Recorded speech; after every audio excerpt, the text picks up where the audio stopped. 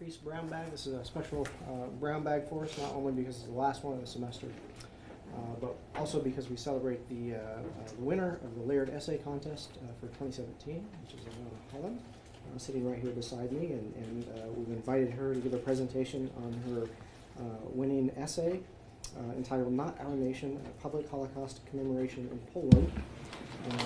This is an essay contest that's been going on now for 23 years. It was established by the late Roy D. Laird and his wife Betty Laird. And Betty unfortunately could not be with us today, but she continues to support this every year, providing the support for the, there's a book budget that's given as part of the award of $75, but there's also a cash award of $500 to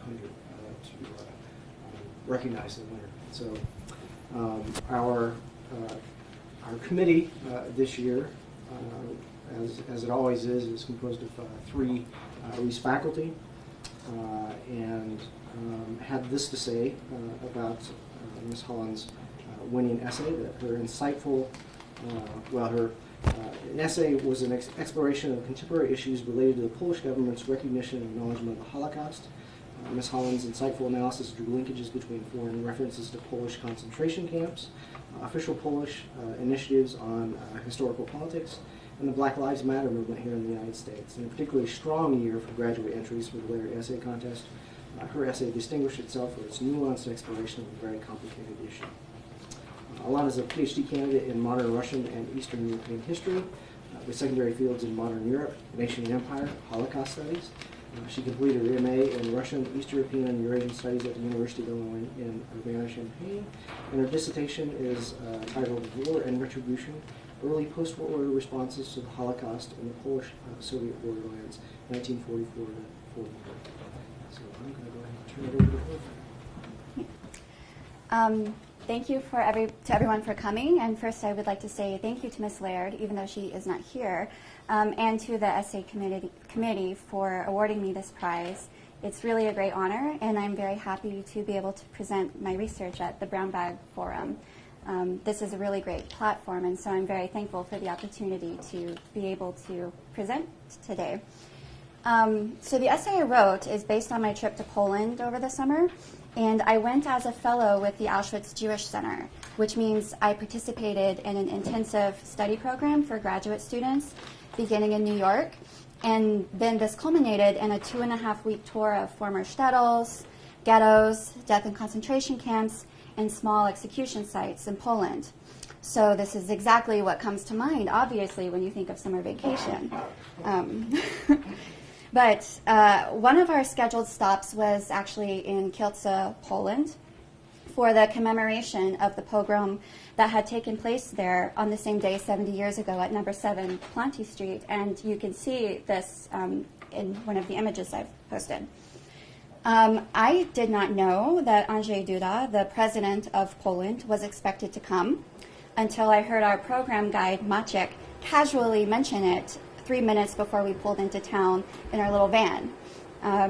Maciek always was in the habit of keeping his little ducklings in surprise. That's how he referred to us, his American charges, for 2.5 weeks. We were his ducklings. So I was excited, but I was also apprehensive at the prospect of hearing the president of Poland address the events in person, because I knew about his Law and Justice Party's initiative on the politics of historical memory. And this includes the move to punish, well, now legislation, to punish those who refer to Polish concentration camps with jail sentences. The Polish government invests millions of dollars into a specific narrative of heroism and resistance during the Second World War. And complicity in the Holocaust still remains a pretty taboo subject. So I was a bit skeptical as I stood in the crowd listening to his address. So when I heard "W Polsce nie ma miejsca na racism, na xenophobia, na antisemitism," so Poland has no place for racism, no place for xenophobia, and no place for anti-Semitism, I actually had to privately reprimand myself for being so suspicious, because, oh wow, the president was about to, in front of the nation apologize for Poland's history of racism, xenophobia, and anti-Semitism, sentiments which had made the Holocaust and its aftermath so devastating. But it seems that these days, presidents are not much in the business of apologizing for historical wrongs. And if you are Donald Trump and you're wondering why the Civil War had to happen, apparently the thing to do is not to think about racism or slavery, but instead to surmise about what slaveholder and co-architect of the Trail of Tears, Andrew Jackson, might have done had he lived longer. But I digress. So as Duda's speech progressed, I became disappointed because I came to understand that he wouldn't really be diverging much from his party's current policy. So the president's initiative on historical politics is intended specifically to educate Poles in the greatest historical achievements of Poland in order to build a strong foundation of patriotism at home and a positive image of the country abroad. One of the main points of the initiative is to highlight the lack of institutional collaboration with the Germans during the war, compared with those Lithuanians up north that I'm going to talk about a little bit later in my presentation. I'm being facetious right there. This is true. So there was no formal institutional collaboration in Poland, although studies of the Polish Blue Police and work on anti-Semitism in the Home Army do complicate this a bit. But Poland did not have something formal that was comparable to Vichy France or to the Organization of Ukrainian Nationalists, for example. But the more difficult topic is the underlying social responsibility in Polish society for participation in crimes related to the Holocaust, something that historians and sociologists Jan Grabowski and Jan Gross have detailed. In 1940, a member of the Polish resistance named Jan Karski told the government in exile in London that, quote, dislike of the Jews created a narrow bridge on which the German occupier and a significant part of Polish society could meet, end quote. Historian John Connolly describes passivity to the Nazis' treatment of the Jews as shared indifference and treats it as a form of secondhand collaboration via inaction.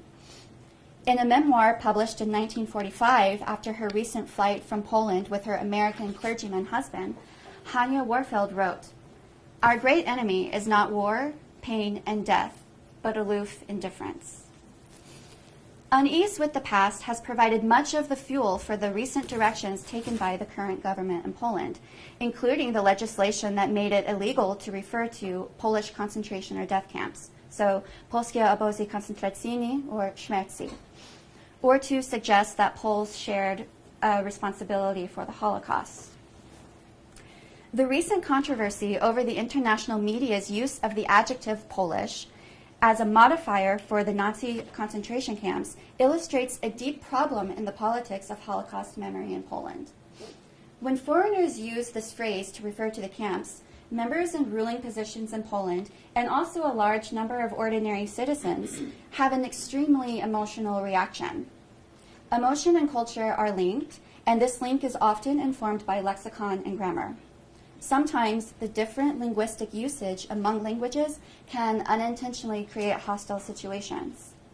This is not to say that linguistics is the primary driver in everything, but that sometimes, as Polish literature scholar Stanisław Boronczyk wrote, quote, the semantic incompatibilities, which are so firmly ingrained in languages and cultures, make mutual communication impossible, end quote.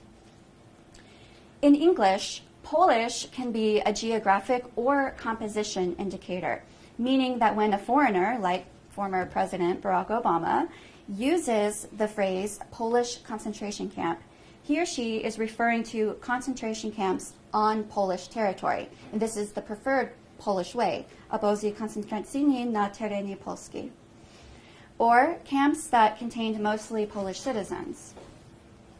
So the confusion begins with the fact that in English there is no set rule for how adjectival forms denote either perpetrator or victim. For example, if we compare the English phraseology, the Armenian genocide, with the Stalinist terror, we can see some of these dynamics. The first instance denotes a genocide specifically targeting Armenians, not a genocide perpetrated by them. The second instance refers to terror organized and committed by Stalin and his regime. And we can also consider the Russian terminology for the genocide of the Jews during World War II, Еврейская катастрофа, so Jewish catastrophe.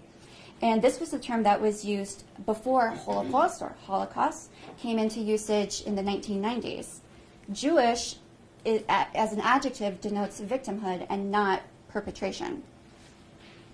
But in Polish, the use of the adjective Polish in Polish concentration camps suggests ownership, implying that Poles were responsible for creating and running the camps. And this is one reason why the Institute of National Remembrance in Poland recently published a searchable database with names and photos of camp guards at Auschwitz, mostly German names and mostly German faces. When foreigners say Polish concentration camps, they do not intend to imply that Poles were in charge. Yet this semantic complexity has resulted in a situation by which many Poles have an extreme emotional reaction to what they perceive as a blatant falsification of history. Similar problems of semantics arise in other areas involving ethnicity, race, historical wrongs, and the nation. For example, in the United States, the controversy over the Black Lives Matter movement has proven that in their insistence on rebutting with all lives matter, a significant percentage of white Americans are reluctant to accept national responsibility for the history of slavery. And I had to include a few memes, because memes are fun. And also, many Americans do remain reluctant to admit that the United States is still a society with subversive racism and structural discrimination based on race and ethnicity, and also religion, we could add. In Poland, fixation on the perceived misuse of the term Polish concentration camp belies the more complex questions of responsibility among Poles for the fate of their Jewish neighbors during and after the war. And these are just the one that looks like a checkerboard, kind of. This is a monument that was erected, I believe, in the 70s, maybe 80s, to the pogrom. And then the image in the middle is a new monument that was being built when I was there this summer, and you can see it's a menorah that's pushed into the ground. And then the other picture is a view further back of the location of the pogrom, and this was after the speech, as then they transitioned to the presidential parade that was going to take place. But so this focus over Polish concentration camps is also a way for elites to divert attention away from unwanted historical truths. As such, when Duda gave his speech at the Kielce Commemoration, he extracted the pogrom from both its Holocaust context and its Polish national context. Duda said that the pogrom had two dimensions, the state and the social, and I'll quote it linked here.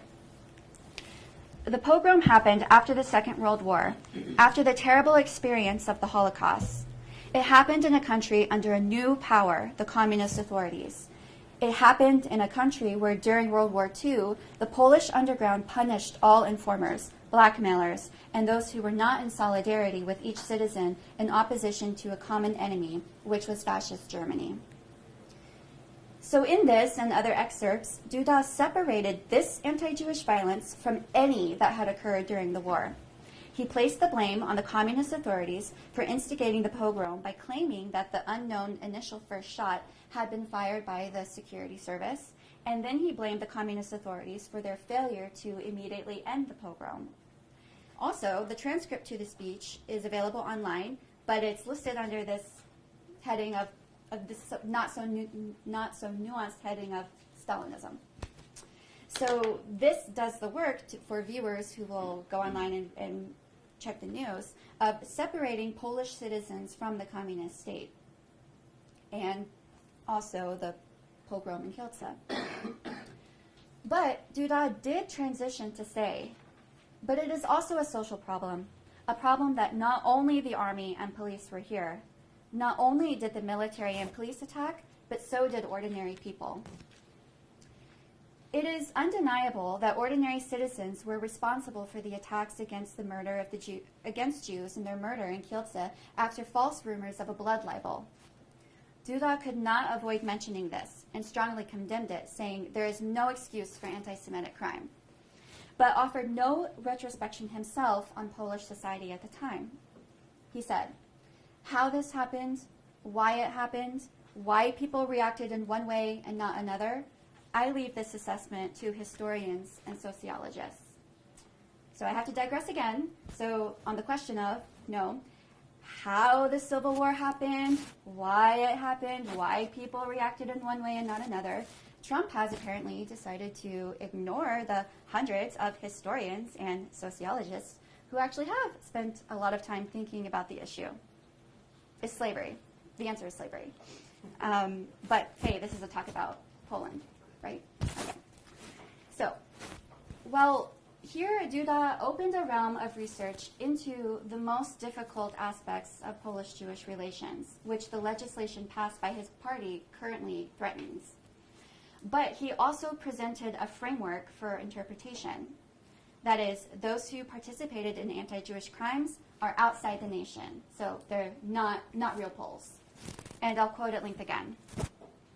I want to strongly emphasize that those who committed this crime are excluded from our society, excluded from the Republic of France.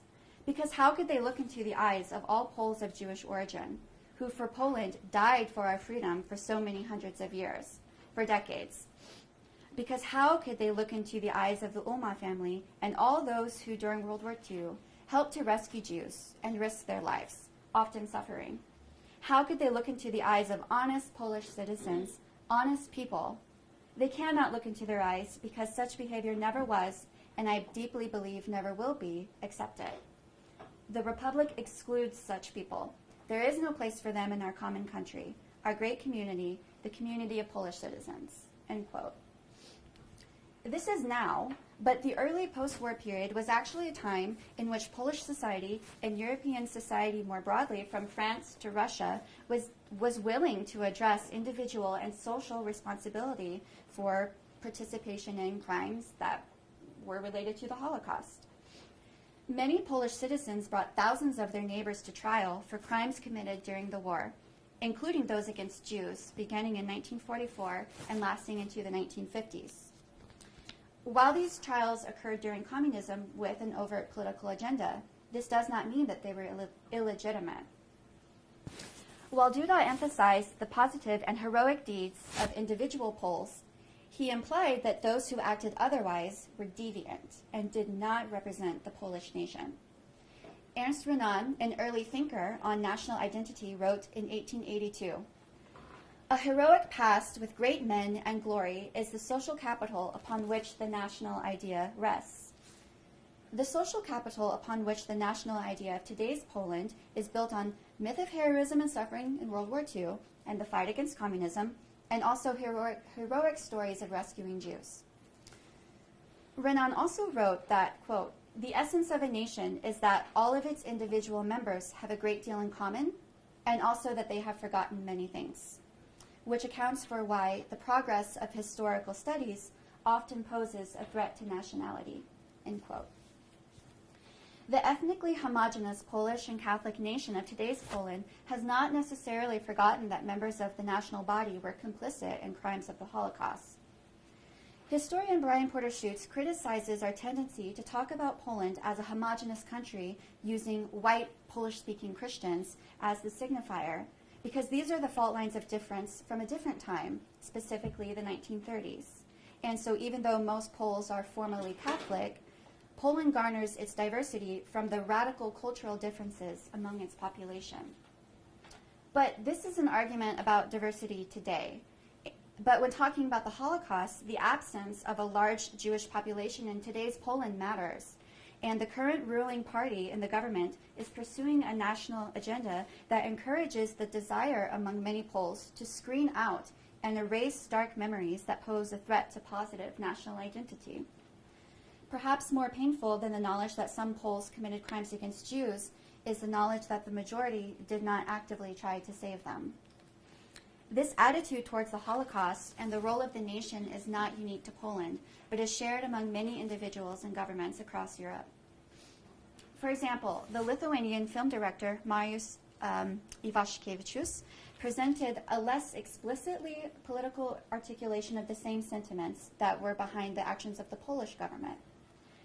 In the context of Lithuanian national identity, Iwaszkiewicz also presented those who committed crimes against Jews as outside the nation. And again, I'll quote at length.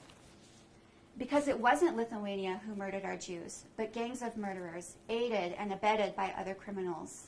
Yes, they spoke our language, they made use of our symbols, they sang our national anthem, but this wasn't the real Lithuania. This was a weakened Lithuania, divided by 2 foreign occupations, which confused, deported, and killed her minds. Her authorities, who might have, at least in words and thoughts, tried to oppose this bestiality. But time has passed. She has stood up again, restored herself, and found within the power to take responsibility for all those innocent victims and to honor their memory. End quote. Well, Lithuania shares a lot of the same difficulties as Poland when it comes to dealing with the legacy of the Holocaust. But there is the added factor of a more institutionalized form of collaboration on the one hand, and also the issue that, at least vis-a-vis the Germans, Lithuanians suffered comparatively little. Lithuanian victimhood came primarily at the hands of the Soviets. This summer, after I finished the Auschwitz Jewish Center program, I studied Yiddish for a month in Vilnius. When it was time to go home, I had the most surreal cab ride of my life at 4 a.m. with a Lithuanian cab driver who was most certainly probably taking speed and who was very keen to let us know exactly what he thought of women running for president. But I guess he's not too happy with his own president because she is female. But he spoke to us in Russian, and as the drive carried on, he used genocide and what had happened to the Jews as a usable discourse to describe what he considered the state of poor elderly pensioners in today's Lithuania. So the Holocaust has often come to symbolize a usable point of reference for talking about other tragedies, generally, across the board, and this is not something that is unique to Eastern Europe. But he did point out to us that the Germans had specifically targeted Jews at a number of execution sites. He said, "No, если русский был оккупант, как немецкого солдата назвать? Освободители, что ли? Нет, в Панаре, вы знаете, там 100 тысяч евреев убили." So he said, so if a Russian was an occupier or occupant, but then what do we call a German soldier? A liberator? No. Do you know that there were 1,000 Jews murdered at Panari? So they say if you want to really know a country, you should talk to cab drivers. So this is what we did. So this is interesting because actually this conversation does contradict a stereotype of a Lithuanian memory today that doesn't recognize the specific suffering of the Jews at the hands of the Nazis. But then again, what about when it comes to complicity of Lithuanian persons in the Holocaust? So again, adjectives become contentious. So now this is the part in the presentation where I get to add some of my own recent research into the talk because I need to speak for the whole time. But it relates. So like I mentioned earlier, early post-war trials were one of the platforms by which ordinary people and governing elites in Europe dealt with what people had done during the war. Unlike in the West, in Eastern Europe, the Nazi program of genocide was highly localized. And so this manifested in a situation by which ordinary people, directly or indirectly, had participated in crimes against Jews, and nearly everyone had witnessed these things at a very intimate level.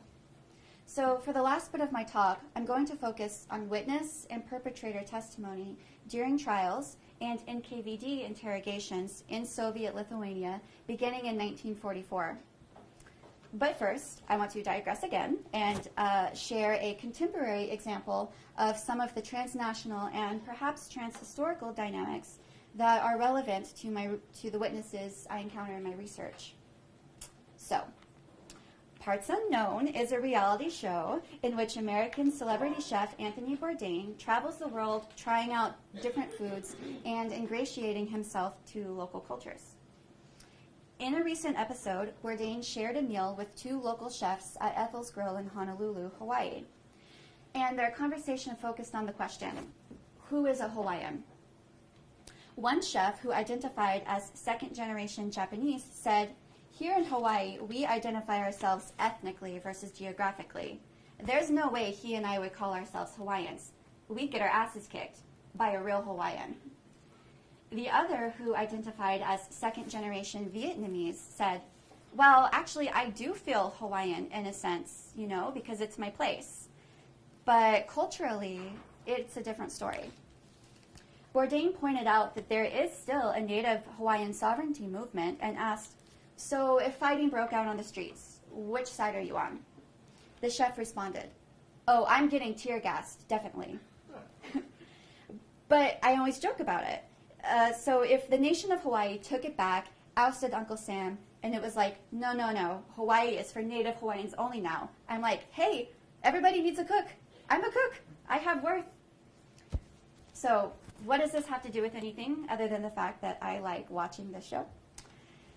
Well, it seems that the way in which the chef hypothetically positioned his own ethnicized self in relation to a new ruling power privileging a certain nationality is remarkably similar to the way that many individuals accused of crimes related to the Holocaust and post-war trials explained their crimes vis-a-vis the German occupying power.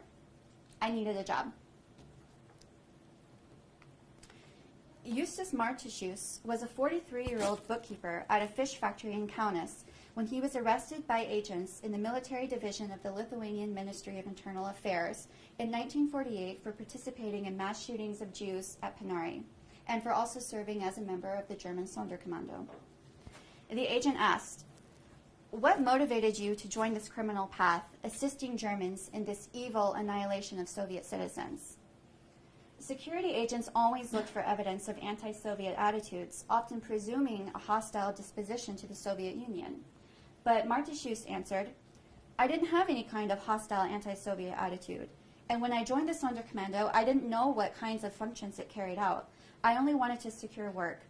But by then, I was no longer in a position to decline and had to carry out everything I was ordered to by the leadership." His brother, Antanas, was being tried for the same thing and explained himself in similar terms.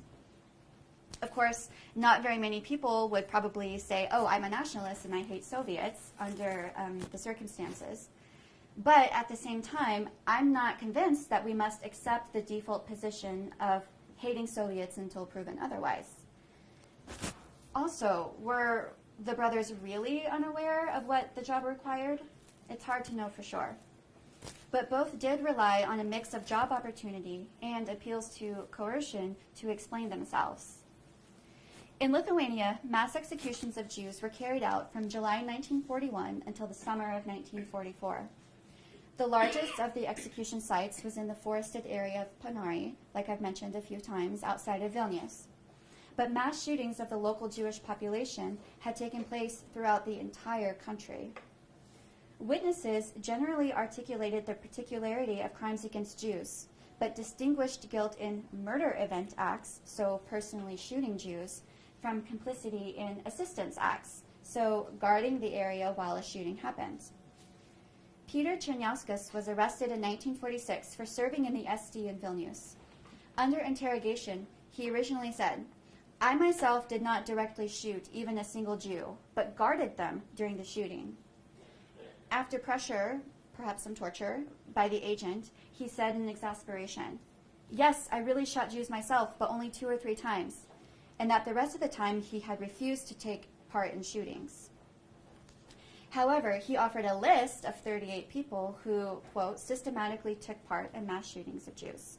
And he sometimes took care to note if somebody was particularly anti-Semitic.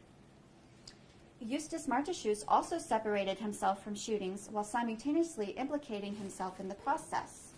Under interrogation, he said, "I didn't personally shoot, as nobody needed me for this." The agent responded, "Okay, so what did you do there?" Martichoos explained, "I led Jews to the pit, undressed them, and after shooting, organized the corpses in the pit. But at the actual trial, he told the prosecutor, "I did not participate in the shooting of Soviet citizens." Like I mentioned earlier, he initially tried to explain his actions by saying he had only done it for a job. But years later, from the Gulag, when he requested clemency, he wrote, "I didn't cause any harm to Soviet citizens with my own hands," and described his service as an unavoidable position at the time. It is possible that the stressful and immediate process of interrogation had actually resulted in a more honest and raw self-perception, while the passing of time and the chance to exculpate himself and go home had given him the opportunity to reframe his memory. Unlike the others, Justas Jena was a member of a formal nationalist unit, the Union of Lithuanian Riflemen, or the Šaulius for short, riflemen.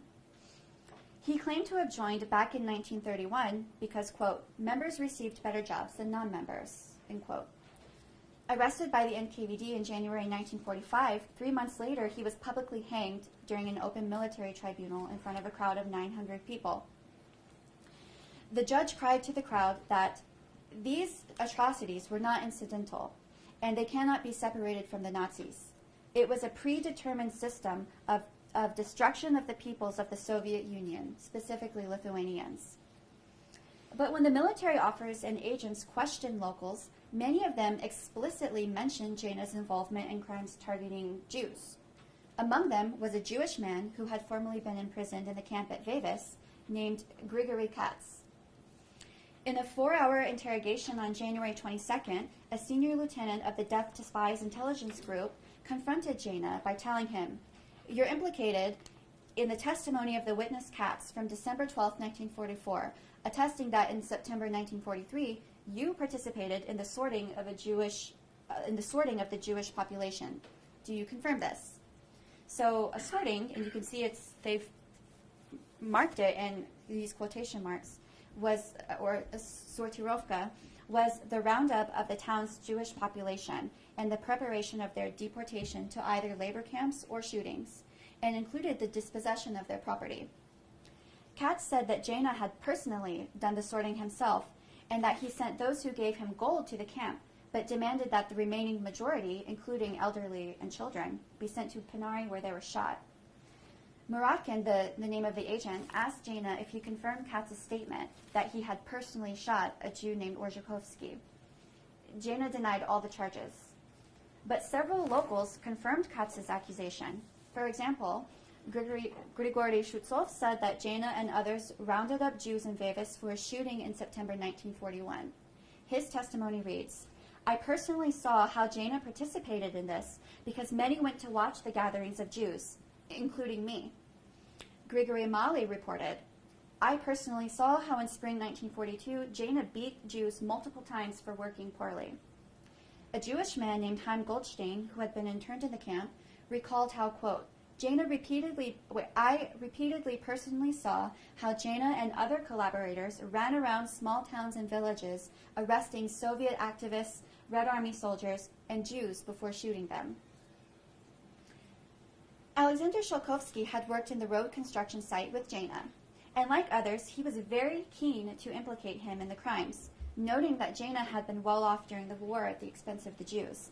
He said, "Jena clearly gained his riches at the moment of the arrest of the Jewish population because, as the locals attest, he came to Vevis in 1939 with just a suitcase, but then took the big home and that previously belonged to the Jew named Korgan." He also said, "I saw how people would sometimes die from starvation." And then he attributed this guilt to Jena because Jena had been in charge of food, and running food in the camp. But when questioned if he had personally seen Jena beating or murdering inmates or participating in the sortings, Sholkovsky appeared to be unaware. He said, "Always whenever Jena started to yell at somebody in my presence, I always tried to get away from Jena's purview as quickly as possible because I was really afraid of him. I heard that the Jewish population interned in the camp underwent sortings, then a shooting, but I didn't see this myself because the sortings were done secretly, away from those who weren't interned in the camp. Who sorted them and how, I don't know." Perhaps fearing that he might also become implicated, Sholkovsky attested to Jena's abusive character, but distanced himself from his actions. Jana eventually recanted his initial denial of the charges and said, quote, "In the presence of everyone in the camp, I shot 2 Jews. For what reason did I shoot? I don't know." End quote. But when it was Katz's turn to speak a few moments later, he recalled how Jana had implicated prisoners in the myth of Judeo-Bolshevism by saying to them, "We are so contented to gaze into the Stalinist light, well, soon you yourselves will light up the clouds at Panari." Katz also used the opportunity to convey that beatings, the labor camp, racialized anti-Soviet attitudes vis-a-vis Jewishness, and mass murders of Jews were connected. He said, "In 1942, Jana arrested me and I was interned in a concentration camp because I am a Jew." Evoking the Merchant of Venice. What for? Because I am a Jew. This directly contradicted the judge who only minutes later said that the Germans had tried to destroy 165,000 Lithuanians. Interrogation records and trial transcripts, together with memories, diaries, and other materials, show how the official discourse was simply antithetical to what Lithuanians and other nationalities had actually witnessed during the war. Whether the following was scripted or sincere on the part of Jana, his last words were recorded as, "I asked the court to give me the chance to atone for my guilt so that I could do something useful for the Soviet state." This reflects a desire to exculpate oneself, but not the regret that sometimes appeared in clemency appeals. Those who found themselves in NKVD interrogation cells and courtrooms in Soviet Lithuania as perpetrators often explained themselves in the familiar terms of, "I was only doing my job." But those who received guilty sentences in NKVD trials for real crimes often also progressed to the last step in the sequence of self-positioning. "I am guilty, but how can I prove my worth now?" Thus, a schema of, "I needed a job," could frame how some perpetrators of the Holocaust in Lithuania expressed themselves vis-a-vis the Germans with whom they had been accused of collaborating. And then a schema of, "I am useful to the new state," might frame their appeals to the Soviet authorities who interrogated and then tried perpetrators in court. But it's important to remember, like contemporaneous trials elsewhere, that these were not Holocaust trials. An NKVD agent doesn't say, "So tell me about the Holocaust, tell me about anti-Semitism, tell me about your experience." He says, "Tell me about this specific execution at this specific site in this specific year and what this specific person did." So, and also there's the added dynamic that people who ended up in interrogation cells in Poland or Lithuania were either caught by NKVD agents because they were suspected as members of some anti-Soviet unit, or they were often targets of vigilante justice by their neighbors. But many of the charges were topically related to crimes against Jews. Not only did the perpetrators of specific crimes appear in interrogation cells and at trial, but so did ordinary people who could attest to the behavior of the person or to the situation in some way. Often, wives were compelled to testify on their husband's activities, but usually they claimed ignorance. "I don't know anything about what he was doing, he didn't tell me anything about it, and likewise, I didn't ask him anything about it."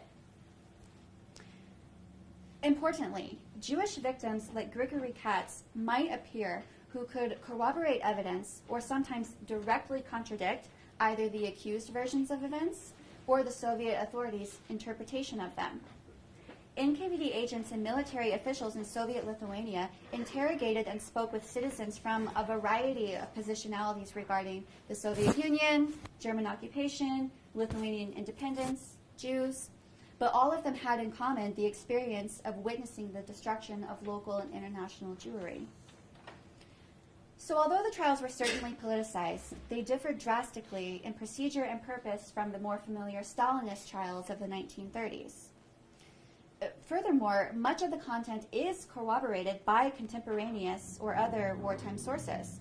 For example, a Polish man named Kazimierz Sakowicz lived in Panari, and he kept a diary throughout the entire period of the mass executions, specifically noting Jewish specificity, but also that frequently it had been Lithuanian people who had done the killings. And he also implicated Lithuanians in involvement ranging from the actual serving on the firing squad to the women who later came afterwards to collect clothing and trade on the market. For example, in August 1941, he wrote, "For the Germans, 300 Jews are 300 enemies of humanity. For the Lithuanians, they are 300 pairs of shoes, trousers, and the like." And then on November 1st of the same year, he sardonically wrote, "God-fearing representatives of the Catholic Lithuanian nation liquidated 4 truckloads of Jews." Thus, Sakovich attributed the overall ideological reasoning behind the destruction of Jewry to the Germans, but consistently charged Lithuanians with implementation of the crimes. But at the same time, he avoided attributing any kind of complicity to ethnic Poles who lived in the area of Parnari as well. Excerpts of this diary were actually included in the Martushus brothers' file, and we can assume that perhaps other sorts of corroborating documents like this were included as substantiating evidence in a lot of these cases. My larger project will focus primarily on these trials, not so much in Lithuania, but mostly in Poland, and particularly in the region of Lublin. On a December day in 1944, a Polish woman named Maria Mazur reported her neighbor Aniela Klosik to the Lublin police for turning in 2 of her tenants to the Gestapo under the accusation that they were Jewish. The Weisbergs had been using false documents in an attempt to pass as non-Jewish Poles under the surname Januszewicz. Maria then added in her testimony that due to Aniela's denunciation, this whole family was killed at Majdanek. So these individual cases of individual persons that I've shared are from the past, but they're not the kind of stories that usually make it into the national history curriculum of the present when it comes to dealing with legacies of violence and oppression. Adam Hochschild, in his book King Leopold's Ghost, summarized the selective memory of colonialism in Belgium, so this is a non-Holocaust context, and he wrote, "Forgetting one's participation in mass murder is not something passive. It is an active deed." So, despite globalization and integrative structures like the European Union, many citizens today still want their nations to be powerful and presented positively in the international arena. And so often ordinary citizens and governing elites alike tend to obfuscate their dark histories. But the idea that citizens harm their national identity and reputation when they openly confront and take responsibility for the negative actions of their nation's citizens in the past is another myth that is worth deconstructing. Thank you.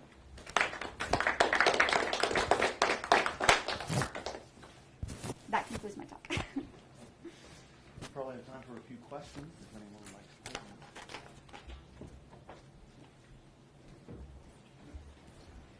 I couldn't help myself from reading some of the more of the passages that you were showing. In addition, not just the sections that you were talking about, but what else was on the page. And for one of the slides, after the section you were showing, there's a statement by the accused, and I can't remember which of the people you were talking about there. Yes, this one. The next paragraph, you see the sentence is underlined. It says, "I do not feel that I am in any way guilty." And I'm wondering to what extent do those people who are accused of collaboration deny any guilt until the point where it becomes convenient because part of a last of appeal to prevent execution. How often do they just say, "I'm not guilty of this"? Mm-hmm. So usually it doesn't. This doesn't come until later. Usually it's 5, maybe 10, sometimes 15 years until after they've been sentenced and they're in the gulag, where they say, I'm not guilty. Usually at first they deny guilt in specific crimes. So I was not guilty of this crime. I was not guilty of this crime. But in the beginning, there's not a lot of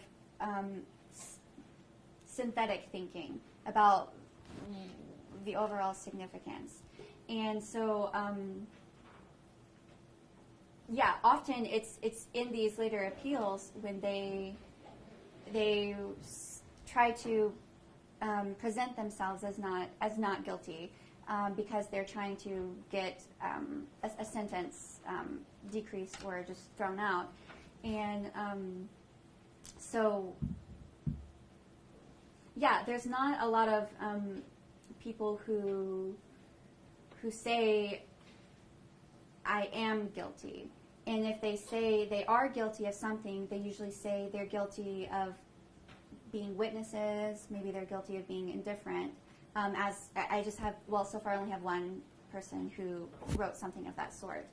But they usually don't paint themselves as guilty in the overall thing. And can you repeat part of your question, because I actually forgot you it. actually responded to it. I have a follow-up unless there's somebody else with a question. I feel like there's a specific part that I didn't. No. But let me follow up with this. I'm reminded of the trial of John Demjanjuk. I don't know if you know this case. It was from like the 1980s. Do I remember correctly? Those of us who are old might remember it. It was the case of a Ukrainian who was accused of being a camp guard after he lived in the United States for many, many years. And his American citizenship was rescinded, and he was sent to Israel to stand trial. And he insisted that he was not guilty. And after a first trial where he was convicted, the conviction was overturned. But I remember him saying, it was, on the TV news in Ukrainian, I am not guilty, I'm not guilty, I'm not guilty. And as it turned out, when material was found in Soviet archives, it demonstrated that, in fact, he had not been sent to the concentration camp where he was accused of having committed these horrific crimes, but he had been sent to a different concentration camp. So therefore, he wasn't guilty of the specific crimes for which he was put on trial, but he was guilty for some, probably involved somehow, in some way, with crimes at another site. But there was no evidence, there were no witnesses. Which leads me to the question. These people are being put on trial for specific crimes against specific people in specific locations. And they may or may not turn out to be guilty for those specific crimes. But can it be inferred that they might, like John Demjanjuk, have been involved in the crimes of the Holocaust in a different way? Maybe not quite as serious a way, maybe not on those occasions, maybe not on those dates and those places. And is there a way of discovering that? Yeah, so I think that sometimes that is the case, because often even just the nature of how Soviet authorities or local authorities at this time were collecting evidence, actually sometimes the place name is wrong. Sometimes the year is wrong. Sometimes, the number is wrong. Maybe it wasn't 1,000, maybe it was 500. Maybe it wasn't 20, maybe it was 2.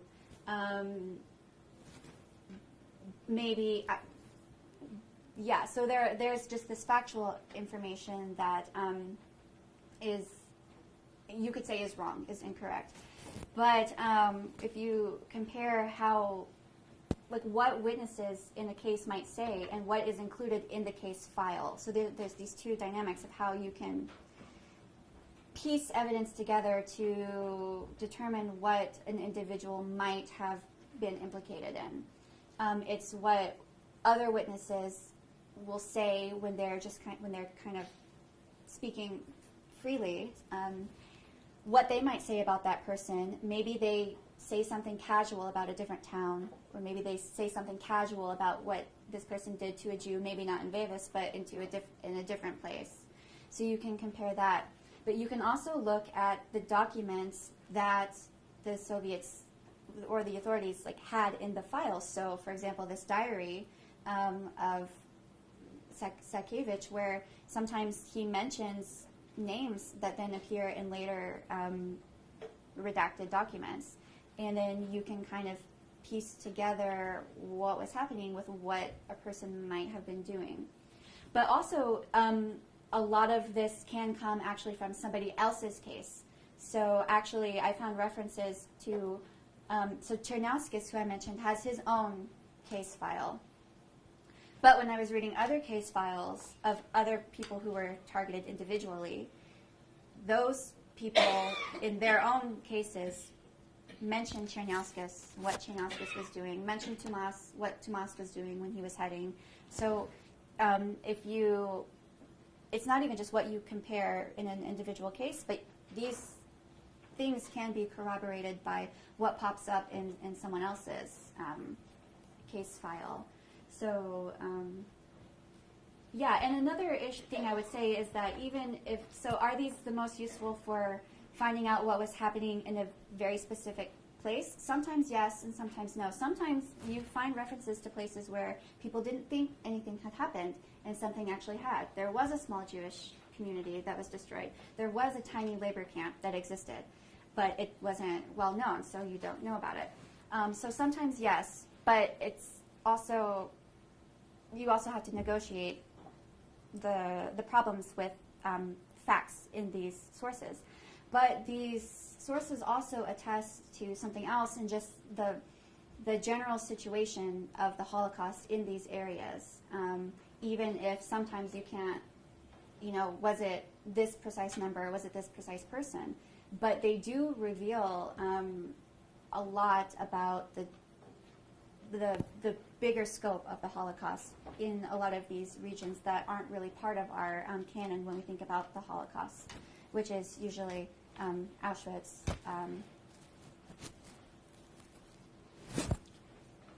Any other questions? Well, join me in congratulating us.